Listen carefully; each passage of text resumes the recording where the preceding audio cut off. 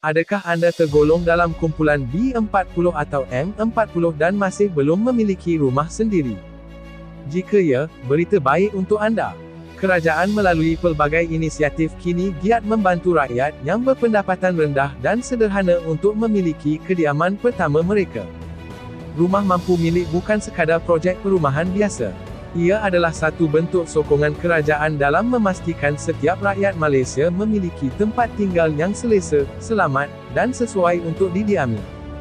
Antara program utama yang sedang ditawarkan termasuklah Skim Rumah Pertamaku, Program Perumahan Rakyat atau PPR, Program PR1MA dan juga Program Perumahan Rakyat Sejahtera. Setiap program ini disasarkan kepada mereka yang benar-benar memerlukan, terutamanya golongan yang belum memiliki rumah.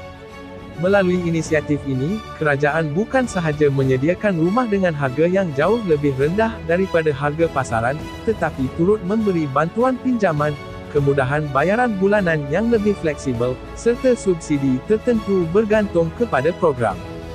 Apa yang menarik, projek-projek perumahan ini kebiasaannya dibina di kawasan yang strategik, berhampiran kemudahan asas seperti sekolah, klinik, kedai, dan juga pengangkutan awam.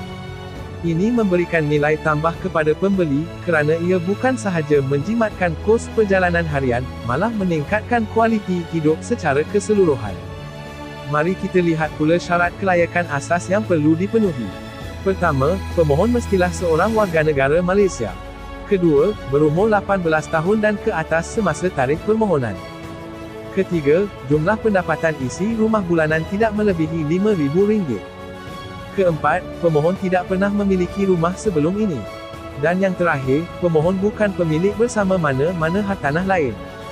Sekiranya Anda memenuhi syarat-syarat tersebut, Anda boleh mula membuat permohonan secara dalam talian. Proses permohonan sangat mudah dan boleh dilakukan dari rumah sahaja. Untuk panduan lengkap serta pautan rasmi permohonan bagi setiap program, Anda boleh rujuk pada ruangan deskripsi video ini.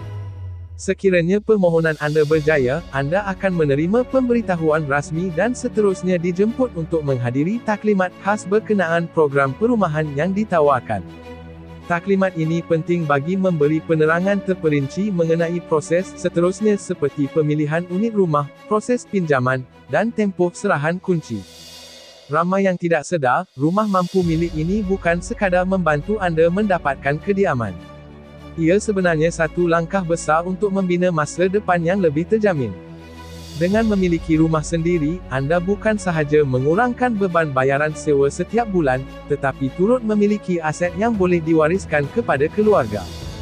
Kerajaan melalui pendekatan madani menekankan pentingnya kebajikan rakyat, dan sektor perumahan adalah antara fokus utama. Sepanjang tahun ini, pelbagai bentuk bantuan telah diperkenalkan termasuk program subsidi, insentif pembiayaan dan skim galakan pemilikan rumah pertama. Bagi Anda yang masih menunggu masa yang sesuai, inilah masanya. Rebut peluang ini selagi program masih dibuka. Rumah mampu milik ini bukan hanya untuk hari ini, tetapi untuk masa depan Anda dan keluarga. Jadi, semak kelayakan Anda, dan jika Anda layak, teruskan permohonan secara dalam talian. Pautan dan maklumat lengkap tersedia di ruangan deskripsi video ini.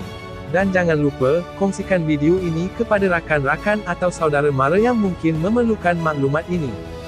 Kadang-kadang, satu perkongsian kecil mampu mengubah masa depan seseorang.